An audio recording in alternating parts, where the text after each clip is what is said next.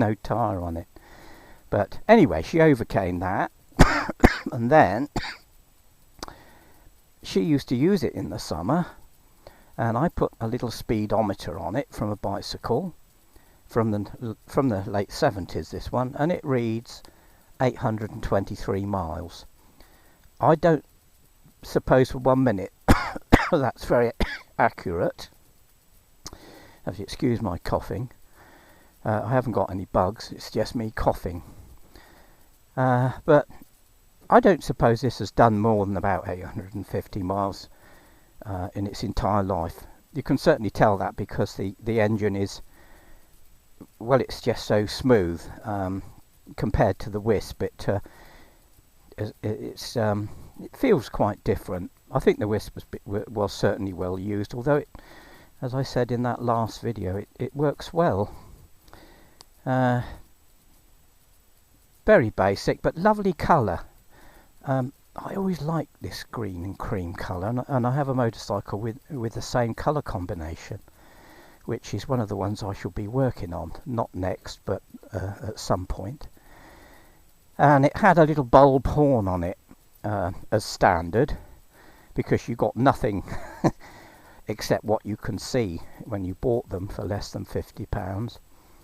And I thought the bulb horn even back then was a bit basic, so I put a bicycle horn on, an electric one, because when we were kids back in the 50s, everyone had these on their bikes. So they were Pifgos to start with, and then that one was made in Hong Kong. It's very feeble, but I thought it just was better than the bulb horn. But move on 50 years and bulb horns are very popular on older machines, and I still have it somewhere. So if I can find it and refurbish that bulb horn, I'll probably put it on the Wisp. I actually looked online to see if I could buy a new old stock one of these, this little horn, and there was one identical, and they wanted £40 for it. Can you imagine? £40 and then postage. So I thought, that's ridiculous. Because, you know, that's what the bike was worth in my mind. But now people want all sorts of silly prices for these things. And this is about the best one I've seen. There's some cracking restorations on YouTube, and I've had such fun looking at the YouTube videos of all mopeds, actually, because they seem to everyone smiles, and it brings out the best in people. You see them flying along at 20 miles an hour, smiling away, because they are fun now, there's no question. There's more mud on that. Oh dear. Perhaps I shouldn't have ridden it around the garden, but there you go. So yeah, I'm really pleased with it. I've learnt a lot from the videos. I knew that the deluxe, I think, was a different colour, maybe red, and that came with a little chrome carrier on the back and a buzzer underneath the headlamp, and that was the deluxe. So you didn't get much really, but then what could you expect for the money? It was probably the cheapest moped on the market, with a pretty good engine really. The Mobilette engine was made under license by Raleigh, and it's not a bad little unit. In actual fact, this is the same petrol that's been in there probably 15 years. Now, you hear all this stuff about sour petrol. I've never ever had any trouble with any vehicle, and most of mine are really old, with sour petrol. Maybe I've just been lucky, but that tank was half full of petrol mix, 12-13 years old, and it's still in it, and that's what it started on, and that's what we went round the block with. So yeah, I've never had any trouble with sour petrol.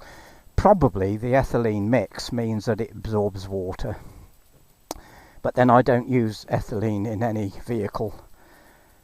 You can take the ethylene out. I might do a little video on how to take the ethylene out. It's a piece of cake. So all the carbureted bikes I've got will not, or carbureted any machine will not be using any ethylene of any kind, so the petrol won't get stale. There we go. Not much more to add really. Most of the details were on the Whisper job. I quite look forward to using it. I might put this one on the road actually. I bought the tool bag for it, this little thing. I think it didn't come as standard even with a tool bag. You need a plug spanner and a plug really, just in case. And my late wife was instructed how to change the plug. She could do most, simple things. And she really enjoyed it. And we used to go out on little runs. She on that and me on my ST70 Honda, which was pinched by pikeys, because pikeys steal anything, don't they? And eventually we changed it. Well, we didn't change it, we kept it, but she wanted suspension, so we bought a little Suzuki, and we kept that for years. And then I gave that to my chum, and he used it for years after that. But we always hung on to the two Raleighs, because they don't really take up a lot of space. It's only really a bicycle, and doesn't feel much heavier than a bicycle actually. But it's sort of a testament to Raleigh. The finish is not bad. Some of it does. If you look on the videos, that seems to be the part that gets rusty first, and you can see that it's not wonderful. But I'd never restore it, because it's just too nice. It's just as it came out the factory.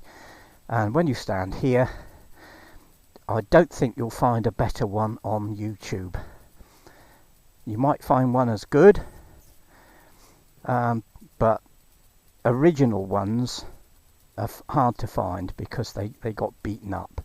And as I say, I have a complete original like that, identical, and it's got everything on it, but it's in really poor condition. So it'd obviously been left in someone's garden for donkey's years and then thrown in the skip. And Mick hiked it out for me, and I have still got it. And they go for quite silly money really, even in bits. I mean, you can't believe it. They were worthless when I got this thing. So I said I didn't pay more than a tenner for it. And well, I'm glad I hung on to it, because it's just a bit of fun. And yes, I think I'll insure the Wisp and this one, and I might just use them a bit, which is it's the other end of the spectrum really, because my Hayabusa is about 200 horsepower and this one is 1.3. But it's still fun. You don't have to have all these enormous horsepowers to have a bit of fun. Same with my old cars. My old Ford's got very few horsepower, but it's still quite fun to drive. That's one I'm sort of working on, and eventually I'll do more videos on the machines as they're sorted out. But I've only got limited time to work on each thing. So there you go. 1966 Raleigh Runabout, which would have been probably £49, 19 and 6, something like that, when it was new. And it's got a good sized tank, so you probably had a really good range on this. Say you'd get up to 100 to the gallon, so it's certainly got a range of 100 miles, I'd say, which is a lot for a small machine. I certainly never got that on my Honda 50. But of course the Honda 50 was twice as power, well no, more than twice. It was at least 4 brake horsepower, and it would do 43.4 according to the blurb, and this one will do probably 25 to 28. I mean, it was in a different league. When the Honda Cub came out, that was it. It changed everything. And they just stopped making these, I believe, in the very early 70s. It's a shame, really, because some of the Raleighs were exceptionally nice. They did one with a full suspension and more power, and a sort of belt geared system, which I would have quite liked, but I'm not complaining. I suppose I spent about a tenner. I paid about a tenner for it, and then I had to buy a tire and tube and bits and bobs. I'm not sure what I paid for the panniers, but they wouldn't have been very much, because they were old stock. Just they'd been hanging in this funny little motorcycle shop for years, and I thought, well, I'll get those because, you know, for the shopping. I've still got the wire basket that I used to put on the carrier, but I don't need that because I won't be using it for shopping. If I need shopping, I use the Honda Cub, which is on the road all the time. It's got good hub brake on the back, but the front brake is as crude as you could ever wish. Look, it's just a bicycle caliper which runs on the rim. As crude as you could ever wish to find. Look at it.